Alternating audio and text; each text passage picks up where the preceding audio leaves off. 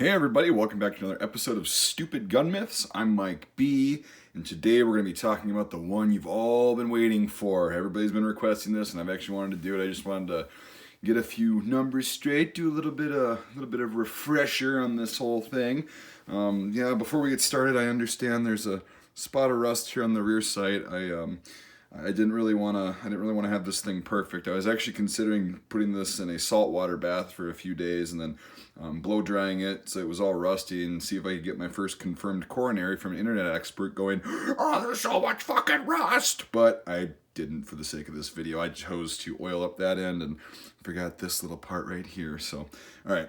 Anyway, this video is going to be long enough. So, we're going to get started. This one's going to be the myth of the M1 carbine being underpowered, the cartridge itself being underpowered, the rifle, not being reliable and all that shit. So this one's going to take a while. Again, if you don't like long form, you probably just stop watching right now.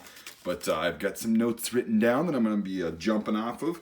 So basically we'll get started right here. In 1941, the M1 carbine was adopted by the U.S. military to give NCOs and officers a little bit more firepower than a pistol, and they intended to replace the M1911. It didn't happen, but that was kind of the intention. You give somebody that carries a mortar or a radio or something, you give them a little bit more range than a pistol without that much more weight, really. It's a little bit bigger space-wise, but they're not that bad. So that was the whole idea behind this. Now with that, they adopted the 30 caliber carbine cartridge, which it derived from the 32 Winchester self-loading cartridge, which was actually used in a semi-automatic rifle in 1905, the model 1905 Winchester. So there were semi-automatic rifles before the First World War. Go check that out. It's a pretty cool read. It was based off of that cartridge, which worked in a semi-automatic rifle, not a pistol. So no, it was not designed off of a pistol cartridge. So that's one of the little bonus myths that we're going to be debunking in here.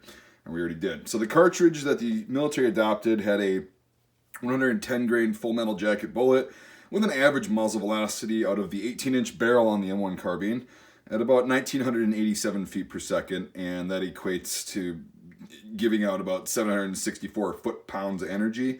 And we're going to get into that a little bit in here. We're going to get into a little bit of a basic ballistics. Foot-pounds of energy is not really accurate as far as measuring quote-unquote stopping power, but it's an idea of kind of how much energy this round is going to, I guess, give at point blank. This is muzzle velocity and muzzle energy. Obviously that's going to drop. Both those numbers are going to start dropping the longer it flies through the air and loses that. So just for the sake of this, we're gonna compare this, right? We're gonna compare the 30 caliber carbine with the muzzle velocity and foot-pounds of energy to the often compared to 357 Magnum, right? They're very similar in appearance. If you don't know what you're looking at, here, I'll get it closer. All right, so I got the 30 carbine on the left and the 357 Magnum on the right. So with this is why I'm gonna tell you about, if you see people, this number and this number, this is why we're gonna go through this little part. This is actually gonna be important to build off of and kind of continue on with this myth. So when you factor out 357 Magnum, it's fired out of a pistol length barrel, so 4 to, I guess, 7 or 8 inches. So we'll just say 6 inches for the sake of this. So out of a pistol length barrel, the 357 Magnum only has 528 foot-pounds of energy, which makes it appear to be a weak round, right? When it's compared to the 30 caliber carbine, because it doesn't really factor in barrel length in an accurate comparison. So both rounds are lethal. Let me first just kind of disclose that. They're both lethal, trust me. A lot of game has been taken with the M1 carbine over the years in a lot of different countries. A lot of game has been taken with the 357 Magnum. They're both decent rounds, and we're going to get into a little bit more of that later. So they look very similar and stuff, and yeah, they're extremely lethal with modern ammunition like jacketed hollow points and similar. So with that kind of thing, it's considered. I'll tell you. I'm just going to do a little teaser. I'll tell you what the 18-inch barrel velocity and foot-pounds energy is out of the 357 after we talk about one other little kind of equation that was brought up when we're talking about knockdown power. So the Taylor knockout factor or whatever is an equation created by this guy named John Taylor, who's a African hunter in the 20th century and hunter/poacher. And he just wanted to see how effective certain rounds were with hunting like big game and specifically like elephants, dangerous game in Africa, which is a totally different environment than like North America. So this basically is a simple equation. It's a bullet diameter times the weight times of the bullet times the velocity, muzzle velocity, divided by 7,000. So let's just run the 357 and 30 carbine for shits and giggles to see what we get out of this Taylor knockout thing, right? Just for a really quick an example, a 30-06 M2 ball is going to be about an 18 on this scale, 18 and a half. The scale is kind of weird, but I'm just going to do this as an example. So at 357, we've got a .357 times 142 grains, which is the average bullet weight, times 1294, which gives us, or divided by 7,000, which gives us a Taylor knockout rating of 9.37. 30 caliber carbine, .308 times 110 times 1987, divided by 7,000 is 9.62. Oh, well that's a higher number than the 357, so does that mean that it's more powerful? Not really. It just appears that way when you don't factor in certain things, right? So now we're gonna make the barrel lengths the same, right? So with the 357, the number for the 357's velocity jumps from oh, I did screw that up. No, actually I didn't. 1294. Yeah, it is a high velocity round. My bad. So it jumps from 1294 feet per second out of a 6 to 8 inch barrel to 1941. So feet per second. So now we'd have to redo that equation, and we get the Taylor knockout rating of 14.1 compared to the M1 carbines, or the 30 carbines 9.62. So that's kind of why I don't believe in all those numbers. They can be fudged, and people can omit certain things either on purpose or by accident to just kind of prove their point. It's like anything political or statistic. You can manipulate numbers. So make sure you do some research on what people are actually posting before you just go run with the myth. That's a really good tip for you if you don't want to kind of sound like one of these people I'm talking about. Now, does that make the 30 caliber carbine worse? No, not really, because like neither one of these numbers really means anything as far as lethality or you know how big of an animal or something it can take out at what range. I just wanted to give an example of the subjectivity, and like I said, they can all be manipulated. So here's the thing. When you think about it, the M1 carbine was used for over 30 years by the US military and is still extremely popular with civilian shooters and hunters all over the world today. It's very popular in several different countries. Well, how can this be? If they're such pieces of rat shit and underpowered, why have they been used this goddamn long effectively around the world?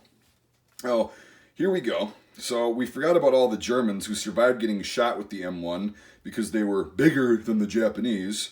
We forget about all the grandpas who told their kids and grandkids how they said, I shot that gall-darn kraut with that M1 carbine 3 times, and all they did was drop to their knees and hold their belly and cry before they got up and ran away.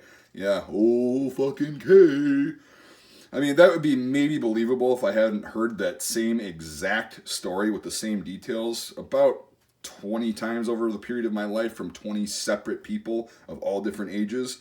And but we don't question that because a veteran said that and they never embellish shit or just don't remember things right or just regurgitate myths themselves.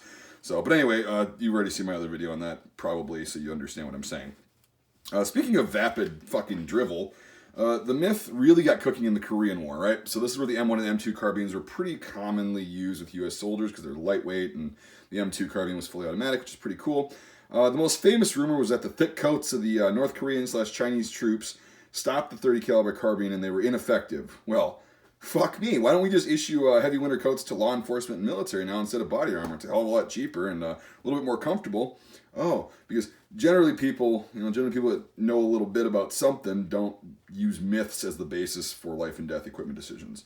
So, now, we're going to get into the how and why I think this is bullshit. Now, this is anecdotal, okay? This is based on observations and what I call logic. You might disagree, but let's get on with it a little bit. So, first one is, a lot of Korean vets that I know that I can tell they don't really embellish shit because they don't generally talk about it.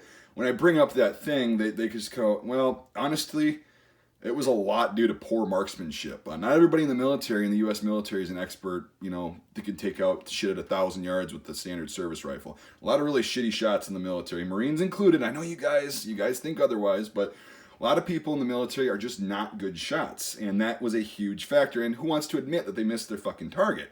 So it's easier to blame the equipment. Oh, it's a piece of shit. It's fucking. This is still with modern shooters too. People really don't change that much. So yeah, it's when you fuck up and you don't make the shot, you're gonna just be like, oh, it's the gun, it's the carbine, the pistol, or whatever. Now the second factor is the distance of engagements during the Korean War. A lot of places. There are some places where it was really close quarters, but there was a lot that the combat took place at 500 yards or meters or more, which is a pretty decent distance. And the 30 caliber carbine round was not designed for those distances. It just wasn't. It was designed to replace a pistol. It'd be an intermediate range cartridge. So people couldn't figure out why their buddy with an M1 rifle or BAR or 1919 or whatever could hit the enemy at that far and make the shot, but they couldn't. Again, it's like blame the equipment. It's not your lack of basic knowledge of ballistics and common sense going that, oh, this isn't quite as long as a 30-06. So the 30 caliber carbine cartridge was, it was optimized for the longer barrel, so it had a little bit of a slower burning powder to allow for the burn off of the 18-inch barrel, stuff like that. You got to factor all that in. I mean, that wasn't known by everyone, but speaking of powder, let's talk about that. So after the Korean War, the Army Ordnance Board, backed by the Army Small Arms Lab and White Lab, concluded that a lot of the World War II ammo, I think most of it, that was being used in the Korean War contained a tropical humidity inhibitor for the powder. And when it reached below 0 degrees Fahrenheit, the velocity of the round out of the barrel, due to this inhibitor kind of making the powder, I guess, less flammable, explosive, dropped drastically. Now, it was reported that the feet per second, the velocity, dropped from 1,987 feet per second to around 650 feet per second. Not only is this dangerous, but it's not good at all. And this led to a drastic reduction in range, of course. It's basically like twice the speed of a paintball gun at that point. And the power, of course, would suffer then, the knockdown power, if you believe in that shit. And it also, what it did is all the unburned powder, because it really wasn't burning everything, built up in the barrel and the action itself and caused a lot of issues. So this is where the unreliable, underpowered piece of shit trope kind of comes from. Once again, noticing a fucking pattern here. Faulty ammo is a lot to blame for a lot of firearms having issues, especially military ones. So it's just that. So that's where the truth kind of stemmed from. Now we'll get back to the main stopping power for rounds that didn't, that weren't faulty and all that didn't happen. We'll get into how often I think that happened. But okay, so at 100 yards, it's been anecdotally, oh my god, I can say this fucking word, anecdotally purported that 30 caliber carbine has as much quote unquote stopping power. I don't like that term. I should make my own video on that. But as a 357 Magnum does at 50 yards out of a pistol barrel. Well, since most FUDs and experts agree that getting hit anywhere in the body from a 357 Magnum is basically like being hit by a 16-inch naval round directly, how would the 30 carbine be stopped by a winter coat if it has the same energy? There's a little question. Again, that's based on anecdote, so think of that what you will, do your research and come up with your own conclusion on that. I just figured that was a kind of funny thing to think about. So what I think honestly happened is that there may have been a couple times that the range, the distance, the faulty powder, and the marksmanship all contributed to the winter coat thing, and it probably didn't happen that much, but if it did, what I think might have happened, again, this is my opinion, this is not a fact, is it would merely slow the bullet down. You're at the perfect distance, right? It's still going to go through because it's going to go through.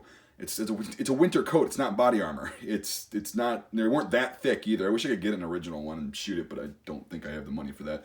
Anyway, so it either slowed the bullet down, either only made contact with the person, the body, or mildly kind of penetrated it, and not fully went through, but just maybe stuck in the skin or stuck about an inch under the skin. So all that being said, it probably wasn't the norm. It probably happened a few times, but as far as stopping power goes, any full metal jacket is going to have a much higher penetration factor than a trauma factor, like we talked about with the 5.56. Unless the round is rather high velocity, like the 5.56, and was actually designed specifically to tumble or fragment on impact, most of the time you're going to have a nice hole in and out as the bullet usually passes in and out, and it doesn't mean that it's not lethal at all, but the wound cavity and overall trauma and fragmentation will be considerably less than a hollow point or something similar, some special kind of ammunition that's modern and also banned by the Hague Convention.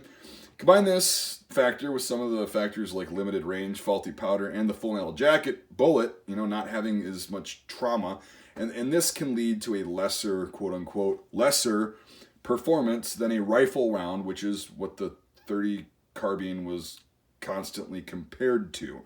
which is not fair at all. It was not designed to be a rifle round or a rifle, and if it would have been called the Rifle M1, but it was called the Carbine M1, of course. So when you think about all these factors, it becomes just another bullshit myth based on a tiny kernel of truth. Judging a firearm, or anything for that matter, because of faulty ammo and, isolated cases and people trying to use it in the wrong application is just dumb. It's just stupid. It's idiotic. It's a very naive, kind of immature way to look at shit like that. It's the same concept of weebs and fuds getting their asses chapped that, the 5.56 can't group sub-MOA at 1,200 yards, therefore it's a piece of shit varmint round. Well, neither the M1 Carbine or the M16 were designed for long-range use in the same regard that a pistol isn't made to hit a target at 300 yards. So when you use as intended, when used as intended, like their purpose, like the intermediate range, firearms are about as effective as the person controlling them if the ammo's not shit, and they're definitely effective in their application. They have been. That's why they've used them for a long time. They generally don't use things that are horse shit for that long. So they improve on things, figure out different things. Oh, the ammo's bad. Let's address that. So that's all I've got, really. I wanted to keep this video rather short. I thought it was going to run longer, but I'm kind of talking fast. So that's just what I've been thinking and kind of wanted to convey to you. Now, this is just a basic, almost anecdotal kind of debunking of the myth. And again, every myth has got a kernel of truth, which is what happened in there, and that was actually a scientifically proven thing. And it was like, okay, we fucked up. We screwed up again with the ammo. It's weird. And that wasn't the last time they screwed up either. Let's fast forward to Vietnam with the 5.56 and the powder being changed. But hey, that's the rifle's fault, right? So anyway, thanks for watching, everybody. I hope you learned something. Let me know what you think if you liked the video. Sorry, this one ran a little bit longer, but I had a lot to cover because this one's, everybody's heard this, and a lot of people have been commenting, you should do this one. So I kind of wanted to just give you a starting base to, figure out things, plant some seeds. You can go do your research yourself and, figure out what's an opinion versus kind of more logical and an objective way to look at things. So anyway, appreciate you watching, everybody. I'm liking this series. I'm never going to run out of myths to bust and stupid things because there's no shortage of clownery in the firearm community. So anyway, if you consider becoming a supporter on my Patreon, the link to that is in the description. It helps me be able to afford cool things like ammunition and stuff to go out to the range. I have quite a few supporters already, and they've allowed me to get some really cool things that I'll be making some videos on soon on the channel. And I really do appreciate that because I can only self-fund so much. So crowdfunding is the way to go. It helps out, and I'm loving this channel so far. Thanks for all the new subs recently. I really appreciate you guys watching. So if you don't want to become a Patreon supporter, that's fine. I just appreciate you watching. So know that, and we'll see you on the next episode of Stupid Gun Myths. I'm Mike B. That's all I've got. So fuckity bye.